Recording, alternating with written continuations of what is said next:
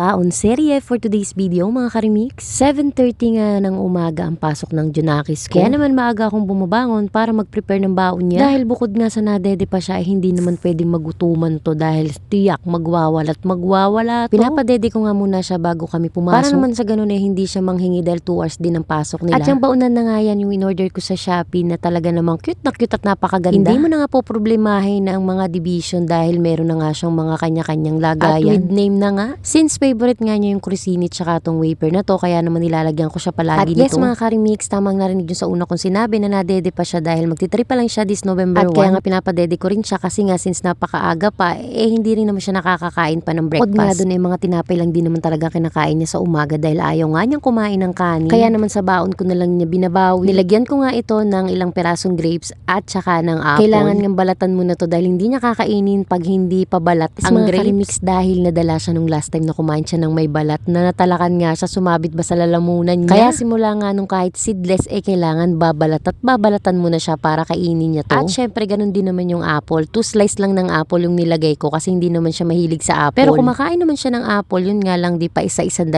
slice nga lang. Kaya laging 2 slice lang ang nilalagay ko para naman hindi masayang. At sa nuggets naman syempre piprituhin nyo muna, ilulutuin nyo muna bago nyo syempre ilagay dyan. At isang Dutch meal nga. Syempre since maaga pa nga ang pagpasok niya, pares kami nag-a-adjust. Pero ganoon naman talaga tayo mga nanay. At okay na nga rin sa akin yung ganito na napasok siya dahil at least nakakasalamuha at natututo siya makihalubilo sa mga kakaklase niya. Mga karimix, yun lang naman ang gusto kong mangyari sa kanya, yung matuto siya makisalamuha sa iba, lalo na sa mga bata. At dahil nga sa edad niya, mahirap naman nahanapan siya ng mga bagay na hindi naman niya kayang gawin. Kaya kung ano lang yung nakikita natin at kung ano lang yung bagay sa kanya at kung ano lang yung makakaya niya, yun lang at yun. At hindi ko rin naman siya pinipilit kung may time na ayaw niyang pumasok. Pag may time lang na gusto niya at kung anong gusto niya, yun lang naman ang ginagawa dahil ko. Mahirap pang pilitin yung batang nagda-diaper pa at dumidede pa. Yes mga karimix, nilalagyan ko siya ng diaper pag lumalabas kami or pumapasok siya dahil syempre mahirap. Pero pag dito sa bahay, marunong naman siya magsabi na, kaya lang syempre iba pa rin yung pag nasa labas ka ng bahay. Marunong naman na siya magsabi, kaya lang sa umpisa mahirap at nahihiya rin naman siya tapos umiiyak pa rin siya. Lalo na pag uuwi na. May time nga na umiiyak pa rin siya sa school niya. Okay lang naman yun at normal lang naman yun dahil hindi rin naman yun magtatagal dahil banda-banda dyan masasanay at masasanay din ng mga bata. At since 2 hours lang naman, nandun lang din naman ako sa labas ng classroom nila. Nag-iintay na rin ako sa kanya. At balik nga tayo dito sa baon niya. At eto nga ang baon ng Junakis ko for today's video. Isang Crucini, 2 wafer, Dutch meal, grapes and apple at ang nuggets. Syempre laging may kalakip to na water. Hindi naman pwede na mawalan siya ng water dahil hinahanap at hinahanap nga rin niya to. O diba, cute na cute talaga ako dito sa baon na nabili ko sa Shopee. At syempre para sa ating mga mami, nanay, mama, talaga namang napakadakila nating ina. Salute to all parents like me. At yun lang for today's video mga karimix. Maraming